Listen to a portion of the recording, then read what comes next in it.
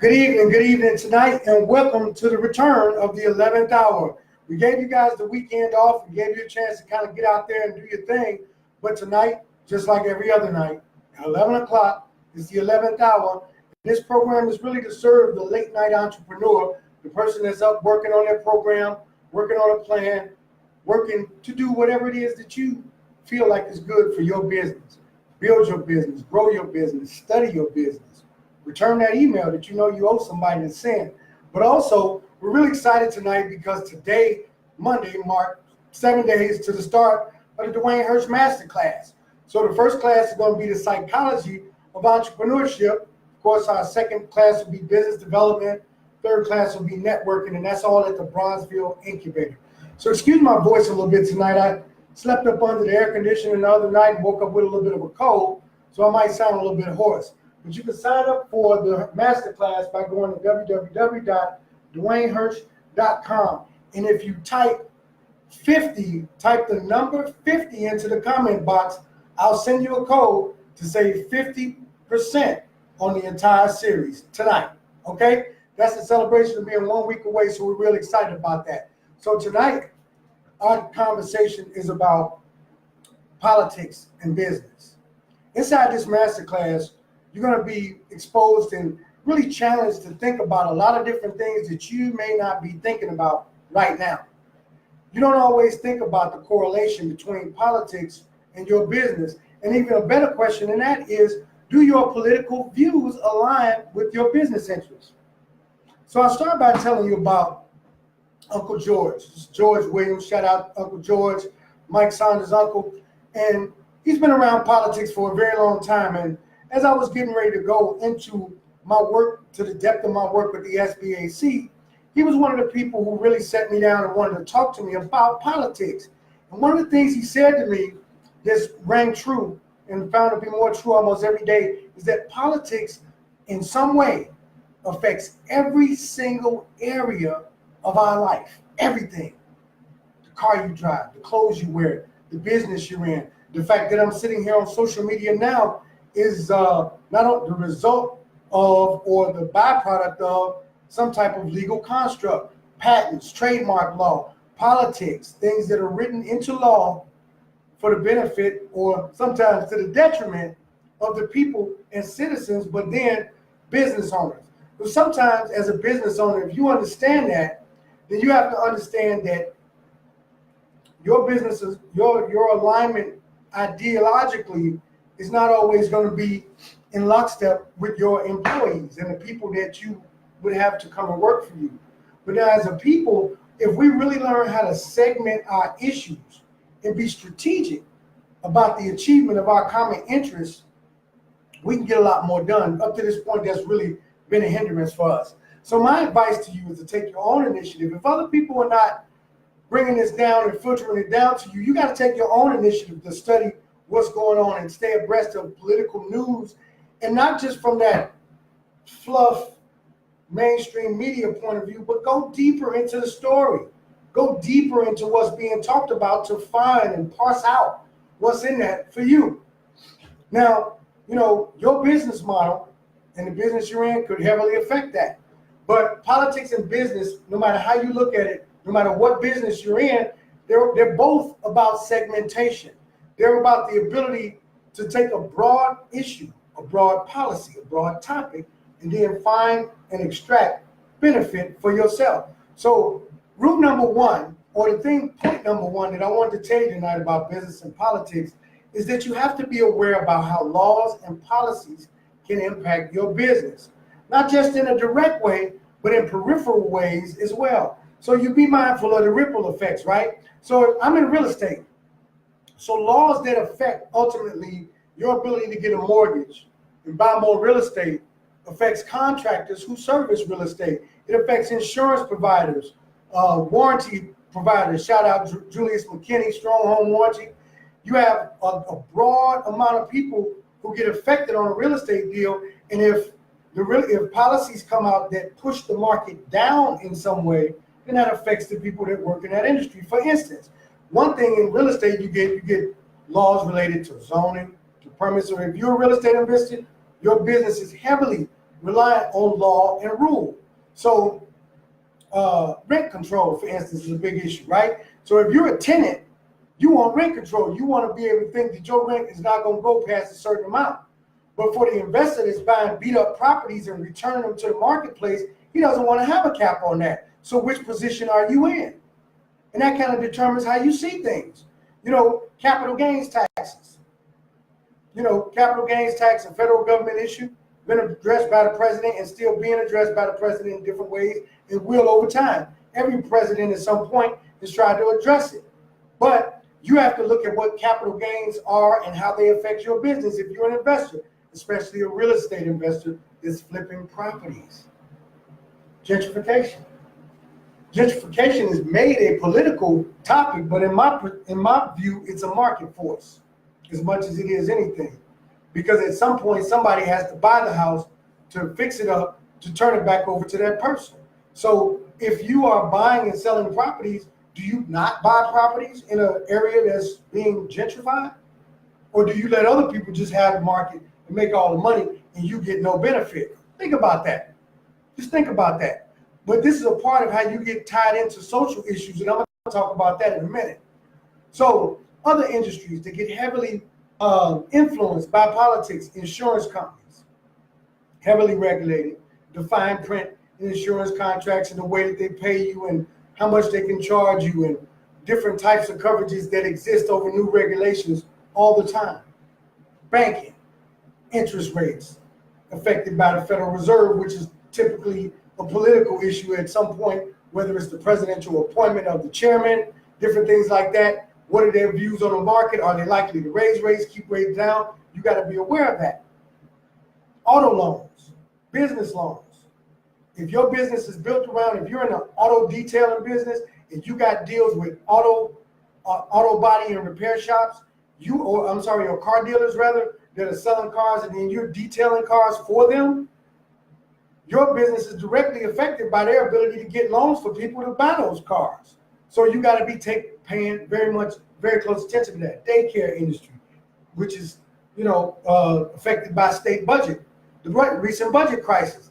But if you dig into how that really happened, the person that everybody says is the villain may not be. You might want to dig a little bit deeper into that and find out what it really means to you in your business. Technology, heavily government regulated. The idea that McDonald's can go and replace live workers with people on a kiosk, with a robot kiosk, essentially, that's an act of legislation. That does not happen without a legal environment that makes that possible. And so that brings me to my next point, or really a sub-point is that you have to be aware of social agendas that create legislative risk for your business. For example, minimum wage. If you're a person that's employing 5, 6, 7, 8, 10 people, shout out to Rico Nance and Lighthouse Grill, Mickey's, they're doing big things, Bill Coney, Forever Yogi, all these people that have these restaurants and stores and stuff that employ people, it affects them. So if you have 24, let's just say 20, to keep numbers even, 20 man hours in a day that you employ people for. Right now, you're paying them $10 an hour. Let's just say $10 an hour. Then you multiply that by somebody telling you that you're going to have to add $5 per hour per person per hour across the scope of a day, a week, a month, a year. You know how much money that is? Especially when a business owner doesn't have the right to demand more from that person, especially when his job does not require the level of skill that demands $15 an hour. There's a legitimate case to be made for that. But now what they did was, think about this. Right after the minimum wage battle, here come the kiosks in McDonald's, ready to replace your ass. Now you're forced to go out and get a better job or do more for yourself because you were relying on somebody and thinking that just because they make money, this is a big multi-billion dollar, multi-global corporation, that they can afford to just pay you any damn thing you want to get paid. Keep in mind that almost every McDonald's, or lots of them, are franchise stores, which means that the person that owns that individual store is a small business owner whose bottom line you're cutting directly into when that happens. But that's a legislative risk for somebody. There's legislative risk in all type of business. So what do you do when something happens and you have your candidate, your guy, your girl, the one that you've been backing for years, you support them, you let them know you kind of dig what they do. What do you do when they back something that you don't like, or they don't support something that you find beneficial? How do you react to that? So I'm going to give you an example, and I'll guarantee you that 99% of you are not going to know what it is I'm about to tell you. This is called the Fair Hours.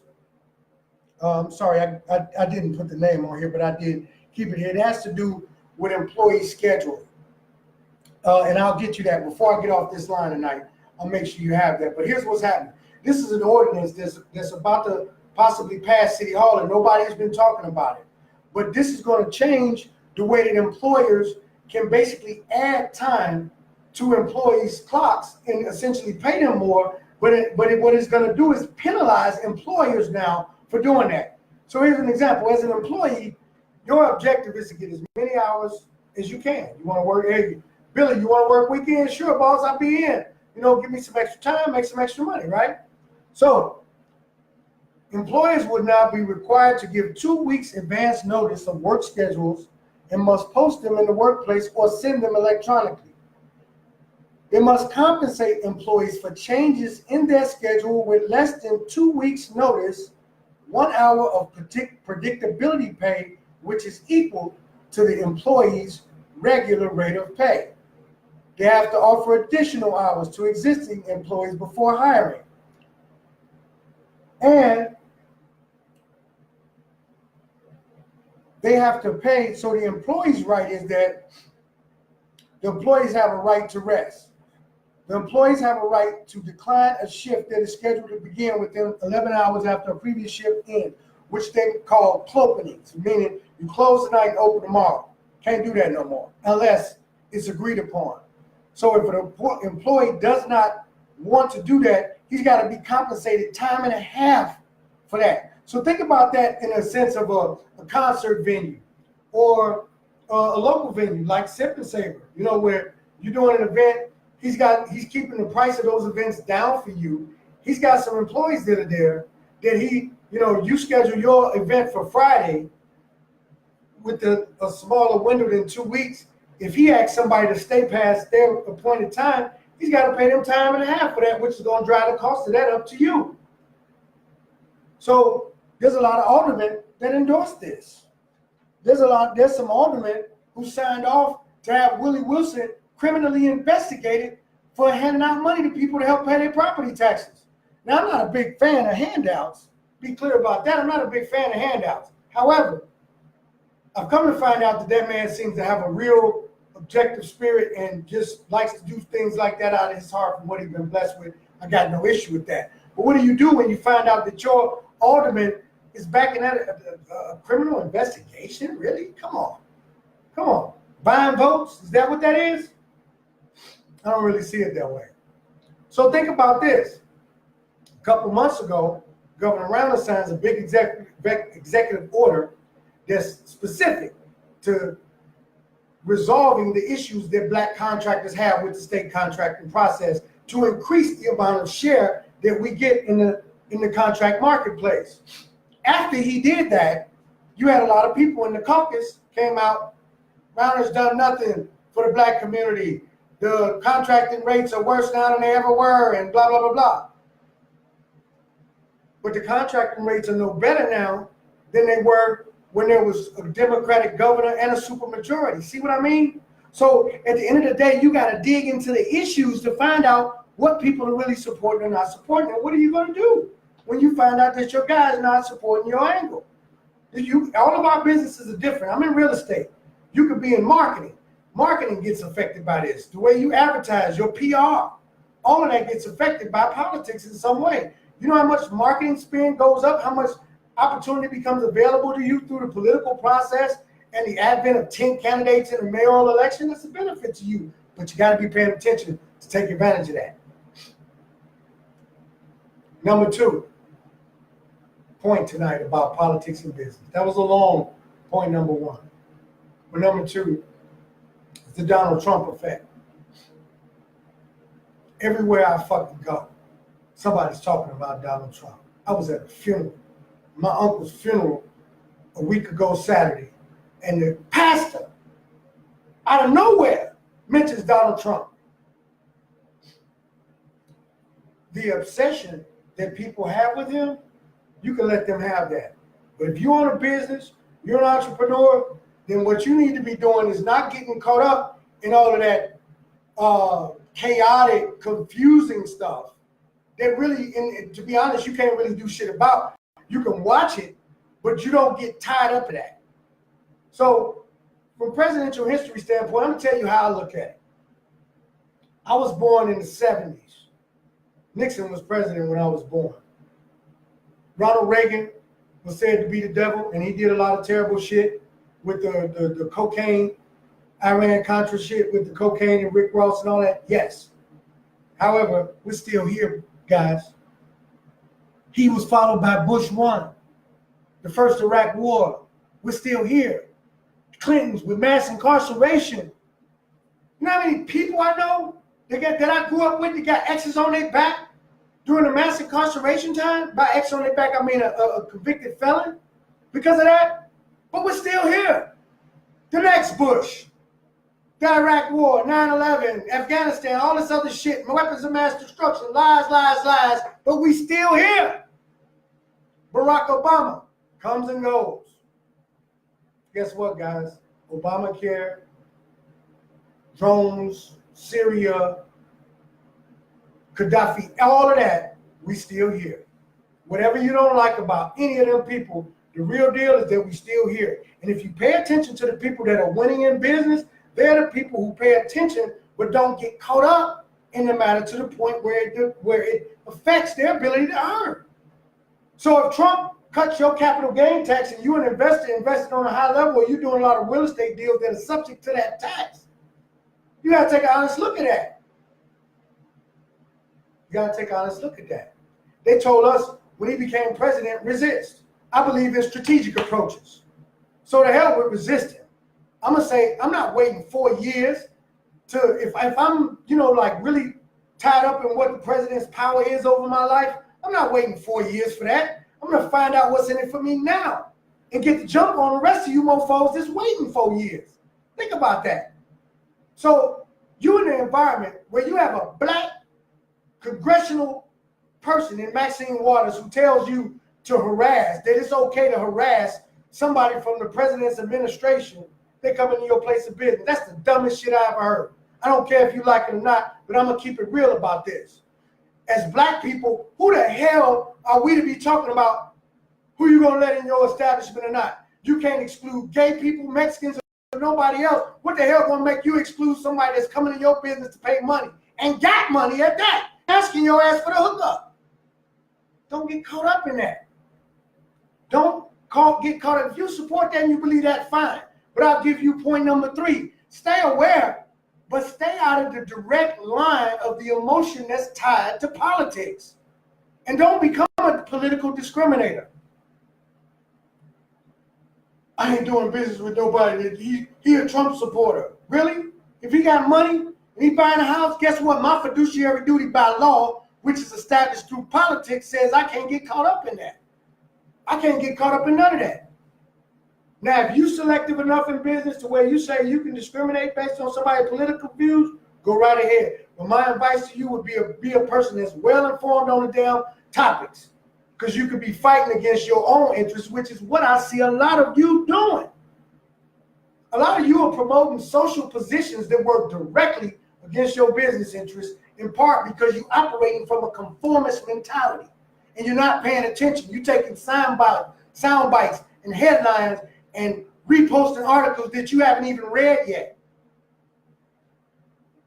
It's petty and it's weak that you would delete people over their political views, JB over Rauner, Rahm over Willie, Trump versus this or that. No time for it. In my time in political advocacy, I've come to like a lot of state representatives, senators, aldermen, and people that I've met along the way. I don't agree with what they all do, and I don't disagree with everything that they do. But what I deal with is I do it in this way, and that brings me to my solution for you on these points. The nonpartisan approach to politics is the best approach for any business owner. And the reason why it is because it allows you to stay neutral and deal with people strictly on the merits of what they do or don't do. And then from an advocacy perspective, you get to present them with issues that are meritorious and beneficial to all. So if I don't like my alderman, but the alderman creates a situation, say in a zone, an opportunity zone in my community, and I can go in there and invest and make money, then I'm okay with that decision that he made. I'm not going to tell you how that's going to affect my vote for him or not. Keep that to your damn self.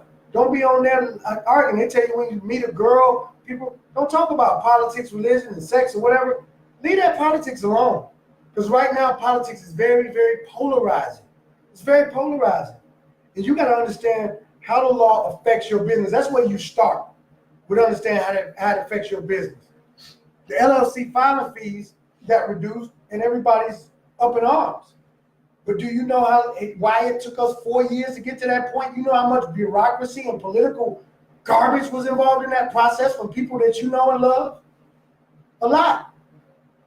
A whole lot. But that's our solution, is to be nonpartisan and to be advocates for what it is that we want on a meritorious basis. But as an individual, take care of your interests first. For real.